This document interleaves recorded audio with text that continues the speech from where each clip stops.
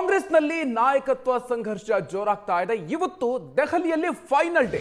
ಇವತ್ತು ಮಧ್ಯಾಹ್ನದ ನಂತರ ರಾಹುಲ್ ಗಾಂಧಿ ಮಲ್ಲಿಕಾರ್ಜುನ ಖರ್ಗೆ ಭೇಟಿಯಾಗಲಿದ್ದಾರೆ. ದೆಹಲಿಯಲ್ಲಿ ಭೇಟಿಯಾಗಿ ಕಾಂಗ್ರೆಸ್ನ ವರಿಷ್ಠರು ಚರ್ಚೆಯನ್ನ ನಡೆಸಲಿದ್ದಾರೆ. ಸಿದ್ದರಾಮಯ್ಯ ಡಿಕೆ ಶಿವಕುಮಾರ್ ಮಧ್ಯೆ ಸಂಧಾನಕ್ಕೆ ವೇದಿಕೆಯನ್ನ ಸಿದ್ಧ ಮಾಡ್ತಾ ಇದ್ದಾರೆ ಎಐಸಿಸಿ ಅಧ್ಯಕ್ಷ ಮಲ್ಲಿಕಾರ್ಜುನ ಖರ್ಗೆ ಅವರು. ಇವತ್ತು ಮಲ್ಲಿಕಾರ್ಜುನ ಖರ್ಗೆ ಮತ್ತು ರಾಹುಲ್ ಗಾಂಧಿ ಮಧ್ಯೆ ದೆಹಲಿಯಲ್ಲಿ ಸಭೆ ನಡೆಯಲಿದೆ. ಖರ್ಗೆ, ರಾಹುಲ್ ಗಾಂಧಿ, ಅದರ ಜೊತೆಗೆ ಸುರ್ಜೇವಾಲಾ, ವೇಣುಗೋಪಾಲ್ ಅವರು ಕೂಡ ಈ ಸಭೆಯಲ್ಲಿ ಭಾಗಿಯಾಗುವಂತಹ ಸಾಧ್ಯತೆ ಇದೆ. ಪ್ರಮುಖವಾಗಿ ಮುಂದಿನ ಸಾಧ್ಯತೆಗಳು ಏನು, ಯಾವ ನಿರ್ಧಾರವನ್ನು ತೆಗೆದುಕೊಂಡ್ರೆ ಯಾವ ರೀತಿಯಾಗಿರುವಂತಹ ಪರಿಣಾಮ ಬೀರಬಹುದು, ಈ ವಿಚಾರವಾಗಿ ರಾಹುಲ್ ಗಾಂಧಿಯವರ ಜೊತೆಗೆ ಖರ್ಗೆ ಅವರು ಚರ್ಚೆಯನ್ನ ನಡೆಸಲಿದ್ದಾರೆ. ಇವತ್ತು ರಾಹುಲ್ ಗಾಂಧಿಯವರನ್ನ ಭೇಟಿಯ ನಂತರ ಡಿಕೆ ಶಿವಕುಮಾರ್ ಹಾಗೂ ಸಿದ್ದರಾಮಯ್ಯನವರ ಸಂಧಾನಕ್ಕೆ ಮುಹೂರ್ತ ನಿಗದಿ ಮಾಡುವಂತ ಸಾಧ್ಯತೆ ಇದೆ. ಡಿಕೆ ಶಿವಕುಮಾರ್ ಮತ್ತು ಸಿದ್ದರಾಮಯ್ಯ ತಮ್ಮ ವಾದವನ್ನ ರಾಹುಲ್ ಗಾಂಧಿಯವರ ಮುಂದಿಡಲಿದ್ದಾರೆ ಖರ್ಗೆ ಅವರ ಮೂಲಕ. ಅಂದ್ರೆ ಖರ್ಗೆ ಅವರು ಈ ಎರಡೂ ಬಣಗಳ ವಾದ ಏನು ಅದನ್ನ ರಾಹುಲ್ ಗಾಂಧಿಯವರ ಮುಂದೆ ಇಡೋದು ಇವತ್ತು ಸ್ಪಷ್ಟ.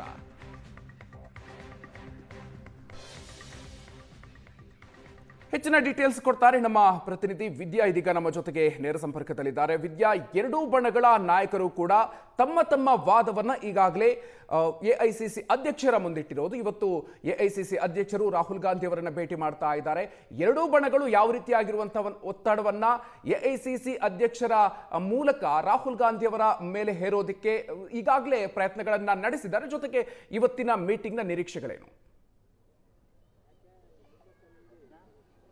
ಮಧುಕರ್, ಈಗ ಆಲ್ರೆಡಿ ನಾಯಕತ್ವ ಬದಲಾವಣೆಯ ವಿಚಾರವಾಗಿ ಸಾಕಷ್ಟು ದಿನಗಳಿಂದಲೂ ಕೂಡ ಹೈಕಮಾಂಡ್ ಮೇಲೆ ಡಿಕೆ ಶಿವಕುಮಾರ್ ಅವರು ಒತ್ತಡವನ್ನ ಹಾಕ್ತಾನೆ ಇದ್ದಾರೆ. ಅದರ ಭಾಗವಾಗಿ ಅವರು ದೆಹಲಿಗೆ ಹೋಗಿ ರಾಹುಲ್ ಗಾಂಧಿ ಅವರನ್ನ ಭೇಟಿಯಾಗುವಂತಹಕ್ಕೆ ಸಾಕಷ್ಟು ಪ್ರಯತ್ನವನ್ನ ಪಟ್ಟರು. ಆದರೆ ರಾಹುಲ್ ಗಾಂಧಿ ಅವರು ಭೇಟಿಗೆ ಅವಕಾಶ ಕೊಡದೇ ಇರುವಂತಹ ಕಾರಣಕ್ಕಾಗಿ ಅವರು ದೆಹಲಿಯಿಂದ ವಾಪಸ್ ಆಗುವಂತ ಪರಿಸ್ಥಿತಿ ಬಂತು. ಆ ಸಂದರ್ಭದಲ್ಲಿ ಅವರು ದೆಹಲಿಯಲ್ಲೇ ಮಲ್ಲಿಕಾರ್ಜುನ್ ಖರ್ಗೆ ಅವರನ್ನ ಭೇಟಿಯಾಗಿದ್ರು. ಅದರ ಜೊತೆಗೆ ಮೊನ್ನೆ ಒಂದು 5 ದಿನಗಳ ಹಿಂದೆ ಏನು ಮಲ್ಲಿಕಾರ್ಜುನ್ ಖರ್ಗೆ ಅವರು ಬೆಂಗಳೂರಿಗೆ ಬಂದಿದ್ರು. ಬೆಂಗಳೂರಿಗೆ ಬಂದಂತಹ ಸಂದರ್ಭದಲ್ಲಿ ಅವರು ಬೆಂಗಳೂರಿನ ಹೊರಡುವ ದಿನದವರೆಗೂ ಕೂಡ ಡಿಕೆ ಶಿವಕುಮಾರ್ ಅವರು ಅವರನ್ನ ಭೇಟಿಯಾಗೋದಕ್ಕೆ ಮುಂದಾಗಿರ್ಲಿಲ್ಲ.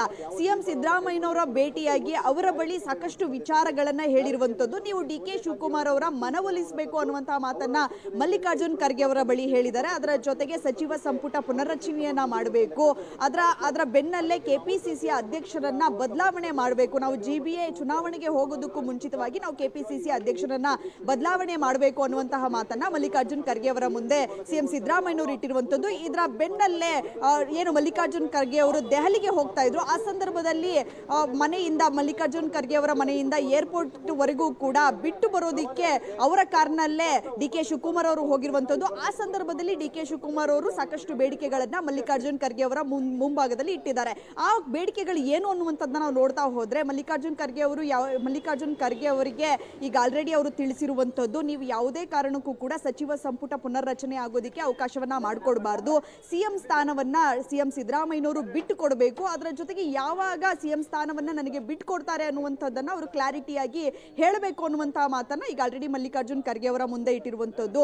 ಅದರ ಜೊತೆಗೆ ಈಗ ಆಲ್ರೆಡಿ ಪಟ್ಟು ಹಿಡಿದಿರುವಂತದ್ದು ಡಿಕೆ ಶಿವಕುಮಾರ್ ಅವರು ಯಾವ ವಿಚಾರ ಅನ್ನುವಂಥದ್ದು ಸಾಕಷ್ಟು ಕುತೂಹಲವನ್ನ ಮೂಡಿಸ್ತಾ ಇರುವಂತದ್ದು. ಕೇವಲ ಸಿಎಂ ಸ್ಥಾನವನ್ನ ಮಾತ್ರ ಅವರು ಕೇಳ್ತಾ ಇದ್ದಾರಾ ಅಥವಾ ಬೇರೆ ಯಾವುದಾದ್ರೂ ಅವರ ವಿಚಾರಗಳಿದೆಯಾ ಅನ್ನುವಂಥದ್ದನ್ನ ನಾವು ನೋಡ್ತಾ ಹೋದ್ರೆ, ಏನು ಸಚಿವ ಸಂಪುಟ ಪುನರ್ರಚನೆ ಆದ್ರೆ ಯಾವುದೇ ಕಾರಣಕ್ಕೂ ಕೂಡ ಸಿಎಂ ಸ್ಥಾನವನ್ನ ಪಡೆಯೋದಿಕ್ಕೆ ಸಾಧ್ಯ ಆಗಲ್ಲ ಅನ್ನುವಂಥದ್ದು ಈಗ ಆಲ್ರೆಡಿ ಡಿಕೆ ಶಿವಕುಮಾರ್ ಅವರು ಮನದಟ್ಟನ ಮಾಡಿಕೊಂಡಿದ್ದಾರೆ. ಈ ಕಾರಣಕ್ಕಾಗಿ ಸಚಿವ ಸಂಪುಟ ಪುನರ್ರಚನೆ ಆಗಬಾರದು ಅನ್ನುವಂತಹ ಪಟ್ಟನ್ನ ಈಗ ಆಲ್ರೆಡಿ ಹಿಡಿದಿರುವಂತದ್ದು. ಅದರ ಜೊತೆಗೆ ಯಾವಾಗ ನೀವು 2.5 ವರ್ಷದ ಹಿಂದೆ ಯಾವೆಲ್ಲ ನಾಯಕರು ಸಭೆಯಲ್ಲಿ ಭಾಗಿಯಾಗಿದ್ರು ಆ ನಾಯಕರನ್ನ ಈ ಬಾರಿ ಕೂಡ ಕೂರಿಸಿ ನೀವು ಏನು ಮಾತುಕತೆಯನ್ನ ಮಾಡುವಂತ ಸಂದರ್ಭದಲ್ಲಿ ಆ ಎಲ್ಲಾ ನಾಯಕರು ಕೂಡ ಇರಬೇಕು ಅನ್ನುವಂತಹ ಮಾತನ್ನ ಕೂಡ ಡಿಕೆ ಶಿವಕುಮಾರ್ ಅವರು ಹೈಕಮಾಂಡ್ ಮುಂದೆ ಇಟ್ಟಿದ್ದಾರೆ.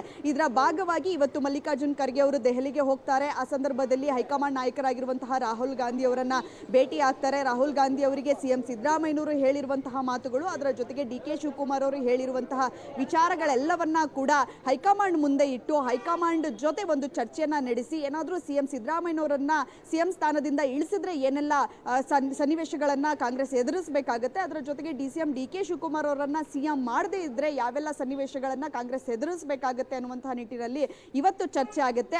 ಇದಾದ ಬಳಿಕ ಸಿಎಂ ಸಿದ್ದರಾಮಯ್ಯನವರು ಮತ್ತೆ ಡಿಸಿಎಂ ಡಿಕೆ ಶಿವಕುಮಾರ್ ಅವರು ಇಬ್ಬರನ್ನು ಕೂಡ ದೆಹಲಿಗೆ ಕರೆದು ಹೈಕಮಾಂಡ್ ನಾಯಕರ ಸಮ್ಮುಖದಲ್ಲಿ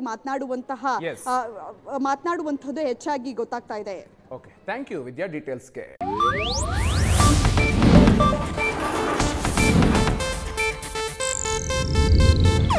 ಇದು ಏಷ್ಯಾನೆಟ್ ನ್ಯೂಸ್ ನೆಟ್ವರ್ಕ್ ಪ್ರಸ್ತುತಿ.